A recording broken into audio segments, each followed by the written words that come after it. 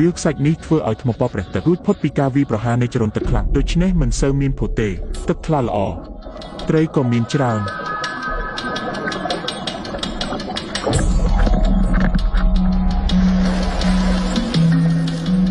យូសកំពុងតាមដានត្រីតុកកែពួកវាឧស្សាហ៍ចេញចូលក្នុងថ្មពប្រេះទឹក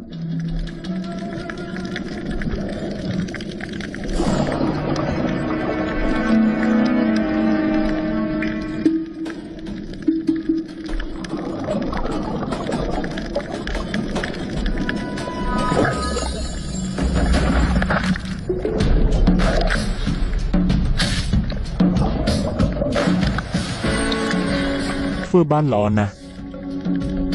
នៅពេលយូសកំពុងសាកល្បងជំនាញនេសាទរបស់ខ្លួនចុងភៅម៉ាត់កំពុងបញ្ចេញសមត្ថភាពរកចំណីនៅលើឆ្នេរកោះនេះសម្បូរសារាយសមុទ្រនេះគឺជាគ្រឿងផ្សំដ៏អស្ចារ្យនេះហៅថាពងត្រីបៃតងឬទំពាំងបាយជូរសមុទ្រគ្រាន់តែមើលរូបរាងក៏ដឹងដែរពឹងតែលើរបស់នេះក៏យើងរស់បានដែរ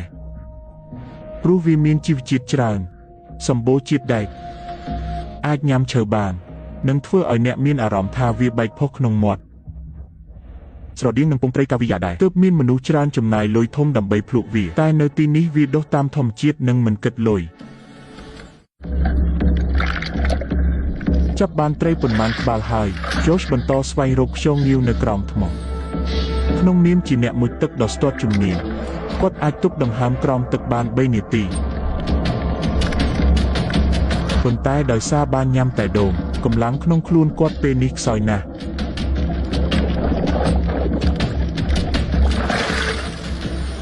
ទីបំផុតរកឃើញបង្កងតូចមួយតូចមែនទែន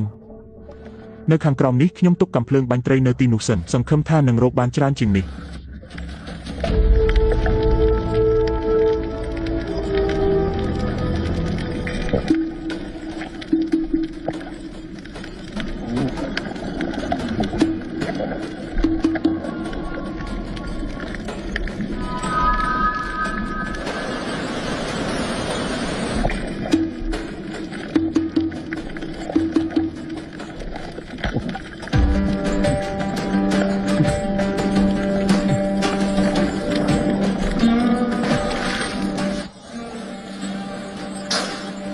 ចាប់វាបានហើយ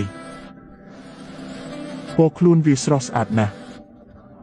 តែវាជាបង្កងតូចដែលគ្មានកម្លាំងកំហែងសោះ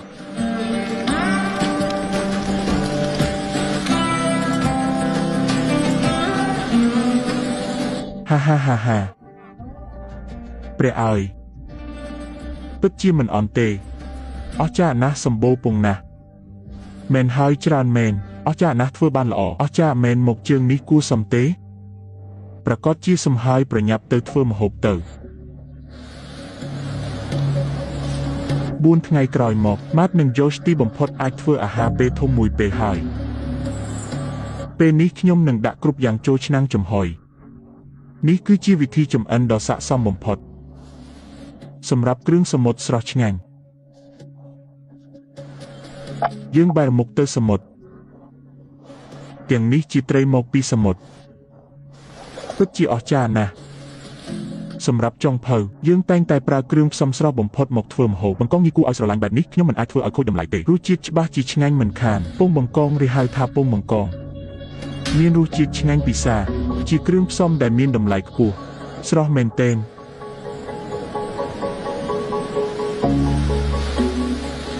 នេះជាទឹកសមុទ្រស្អាតដាក់សារាយចូលបង្កើតជាទ្រនាប់បាតអាចជួយឲ្យត្រីនៅខាងលើចម្អិនបានទន់ឆ្ងាញ់មានជាតិទឹកច្រើនចុងក្រោយគឺបង្កងដ៏ស្រស់ស្អាតនេះខ្ញុំនឹងដាក់វាផ្ងាស្នូកចុះក្រោមធ្វើបែបនេះទើបចំហុយមិនឆ្អិនពេកចំហុយ5ទៅ10នាទីចាំមកមើលទៀតតែមិនត្រូវយូរជាងនេះដាច់ខាតត្រៀមញ៉ាំហើយនៅញ៉ាំដូង4ថ្ងៃខ្ញុំចិត្តដាច់ពោះស្លាប់ហើយមើលនៅ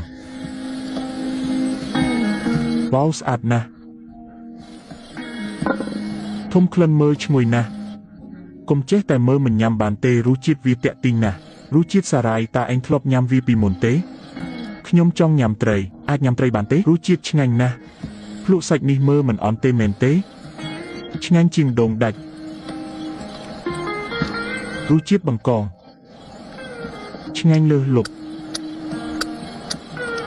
សាច់ទន់មែនទេព្រះឲ្យឆ្ងាញ់ណាស់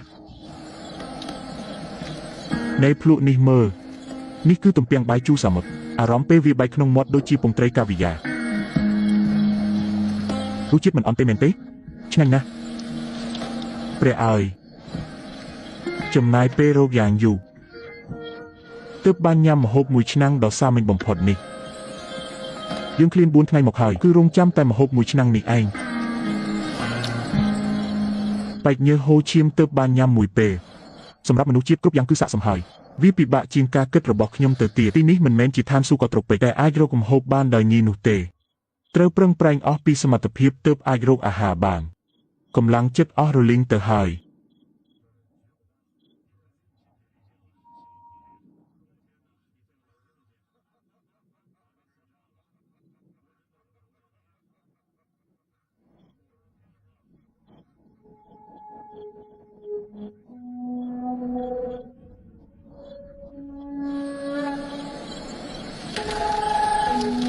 ខ្ញុំទៅមើលជុំវិញសិន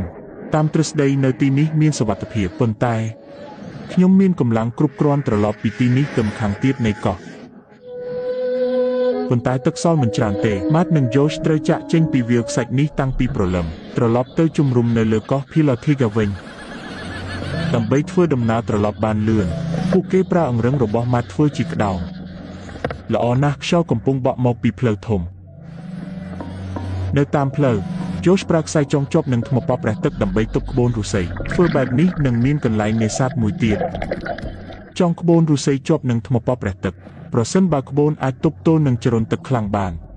យើងក៏មិនមានបញ្ហាដែរបើមិនអាចចាប់ត្រីយកទៅកោះភីឡាធីកាវិញទេពួកគេនឹងគ្មានអ្វីញ៉ាំឡើយពេលវេលាដែលនៅសល់ក្នុងសប្តាហ៍នេះត្រូវញ៉ាំតែដូងហើយពេលនេះមិនដឹងថាយ៉ូសនៅទីណាទេខ្ញុំត្រូវរកកន្លែងចាប់ត្រីដោយខ្លួនឯងគ្មានអ្នកណារំខានខ្ញុំទេហើយក៏គ្មានអ្នកណាប្រាប់ខ្ញុំថាខ្ញុំធ្វើខុសត្រង់ណាដែរខ្ញុំពិតជារីករាយនឹងភាពស្ងប់ស្ងាត់និងសន្តិភាពនេះណាស់លោកពុកបាត់ដំណឹងរបស់យ៉ូសមួយសន្ទុះហើយពេលនេះគាត់ប្រហែលជាកំពុងក្តៅក្រហាយហើយខំស្រែកហៅខ្ញុំឲ្យនុយត្រីមកខ្ញុំហុចនេះហុចនោះឲ្យខ្ញុំហុចនេះហុចនោះហុចកំបិតខ្ញុំ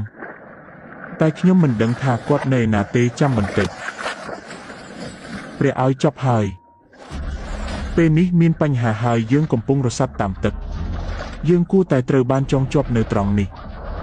យ៉ូសចង់ក្បូនរុស្ស៊ីឲ្យជាប់តែត្រូវបរាជ័យយ៉ូសនិងម៉ាត់កំពុងរសាត់ទៅសមុទ្រយ៉ូសតែមើលមិនឃើញយ៉ូសសោះចង្រៃ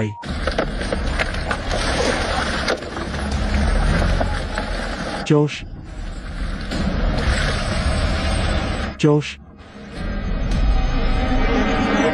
ចុងភៅម៉ាត់និងអ្នកប្រមាញ់យ៉ូសបានមកដល់កោះដាច់ស្រយាលមួយនៅតាមឆ្នេរម៉ាឡេស៊ីពួកគេមិនត្រឹមតែចង់រស់រានមានជីវិតទេថែមទាំងចង់រស់នៅបែបអភិជនទៀតផងតែនៅពេលនេសាទខ្សែបានរបូតពេលនេះម៉ាត់កំពុងរសាត់ទៅឆ្ងាយយ៉ូសបាត់ស្រមោលឈឹងខ្ញុំគ្មានទឹកទេនៅម្នាក់ឯងលើក្បូនរុស្ស៊ីដែលខូច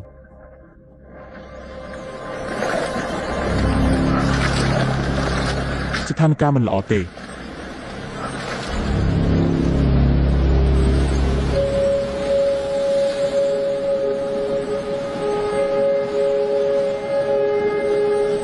យ៉ូស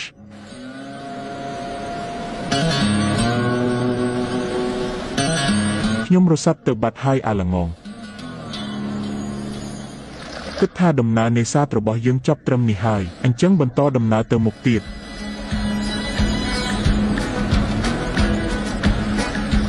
ថ្ងៃនេះសប្បាយចិត្តទេមិននឹកស្មានថាអញត្រឡប់មកវិញទេឯងមកត្រូវពេលណាស់ពិតមែនខ្ញុំលឺឯងស្រែកឡូឡាមែនហើយ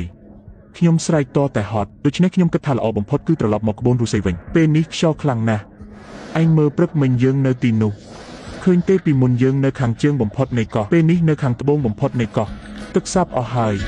ពួកគេត្រូវប្រញាប់ត្រឡប់ទៅកោះភីឡាធីកាវិញប្រឹងអ៊ំខ្ញុំជាអ្នកបើកទូក នេះជាទុករបស់ខ្ញុំហាហាហាមានការបះបោរហើយ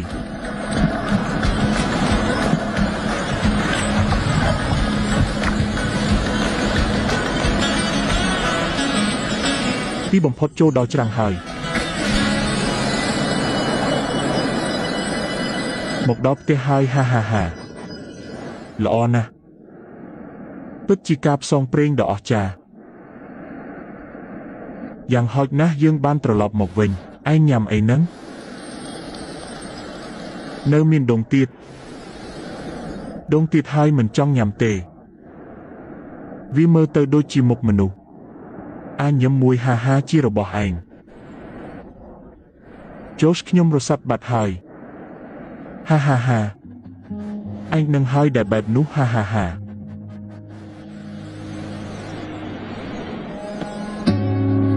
ត្រឡប់មកដល់កោះ Pilotega បន្ទាប់ពីធ្វើដំណើរដ៏វែងឆ្ងាយភារកិច្ចចម្បងគឺរកទឹកសាប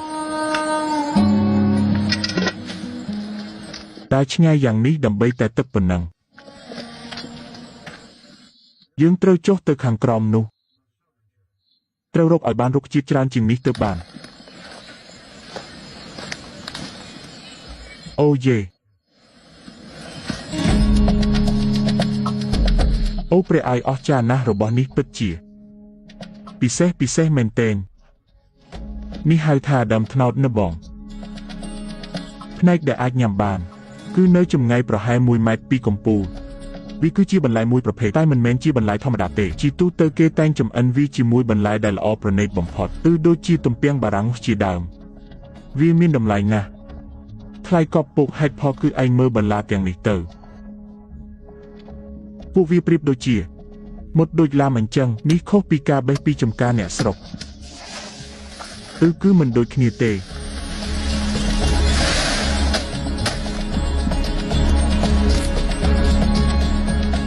ទីបំផុតរកឃើញហើយនេះជាគោលបំណងដែលយើងមកទីនេះឆ្ងាញ់ពិតរៀងដូចគ្រាប់ធញ្ជាតិដូចគ្រាប់ម៉ាកាដាមីដ៏ទន់មួយប្រភេទនៅក្នុងម្ហូបម៉ាឡេស៊ីបណ្ដូលត្នោតនៅបងគឺជាគ្រឿងផ្សំដ៏ថ្លៃនិងឆ្ងាញ់គេប្រើវាក្នុងឱកាសពិសេសប៉ុណ្ណោះ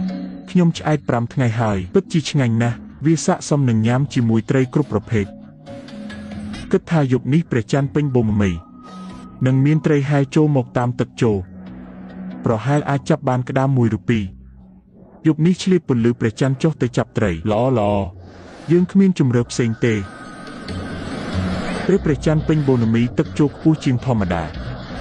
ក្នុងក្រហែងថ្មនឹងមានត្រីច្រើនតាមពិតអញក៏មើលមិនសូវច្បាស់ដែរមែនទេពិបាកមើលច្បាស់ណាស់មែនទេពិតមែន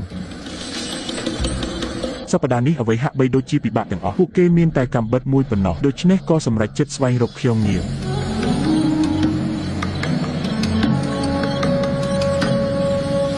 នេះគឺជាឱកាសចុងក្រោយក្នុងការស្វែងរកអាហារនៅលើកោះនេះហើយអាមួយនេះមិនសូវមានសាច់ទេដឹងលែងវាទៅល្អជាង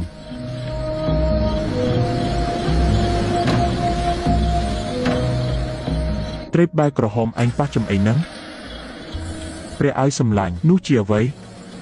បែកក្រហមមិនអន់ទេJoshចាប់បានបែកក្រហមដ៏គ្រោះថ្នាក់មួយក្បាលប្រយ័ត្នមាត់ឯងកុំឲ្យវាវីត្រូវកន្ទុយវាមានបន្លាហើយមានពីទៀតមែនហើយដាក់ចូលទៅជើងនេះមិនខកបំណងទេសប្បាយចិត្តទេសប្បាយចិត្តខ្លាំងណាស់ទំហំមិនតូចទេមែនហើយធំណាស់មួយព្រិចភ្នែកគឺខុសគ្នាដូចមេឃនិងដី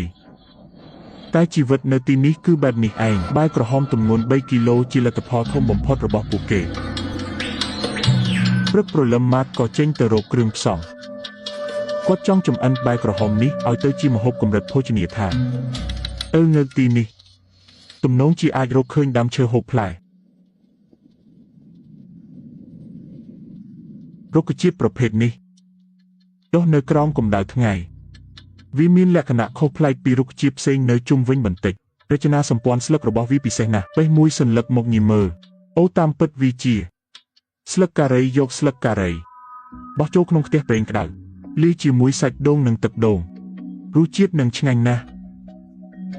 ស្លឹកការីអាចបន្ថែមរសជាតិផ្លែឈើនិងក្លិនក្រូចឆ្មារដល់ម្ហូប ទីបំផុតម៉ាតក៏បានរកឃើញគ្រឿងផ្សំរសជាតិអាស៊ីអាគ្នេយ៍ដែលគាត់ប្រាថ្នាមានរឿងមួយដែលអ្នកទាំងអស់គ្នាត្រូវតែយកចិត្តទុកដាក់នៅពេលចម្អិនអាហារក្នុងព្រៃអ្នកនឹងជួបប្រទះគ្រោះថ្នាក់ផ្សេងគ្រប់ជីវិតទាំងអស់សុទ្ធតែមានយន្តការការពារខ្លួនសុទ្ធតែចង់ធ្វើបាបនិងយកជីវិតអ្នកនេះជារឿងធម្មជាតិដូច្នេះអ្នកត្រូវតែនៅឲ្យឆ្ងាយពីវា Josh បន្ថែមខ្ទិះដូងបន្តិចទៀតដើម្បីបន្ថែមភាពស៊ីវិល័យដល់អាហារពេលធំចុងក្រោយរបស់ពួកគេខ្ញុំធ្វើស្លាប់ព្រាយឫស្សីមួយទេមកដល់ពេលនេះយើងនៅត្រឹមកម្រិតនៃការរស់រានមានជីវិតនៅឡើយត្រឹមតែយករបស់ទៅអាំងភ្លើងឲ្យក្តៅសូម្បីតែស្វាក៏ចេះធ្វើដែរតែនេះមិនមែនជាគោលបំណងដែលយើងមកពីនេះទេពេលនេះកុំធ្វើឲ្យខូចការឲ្យសោះ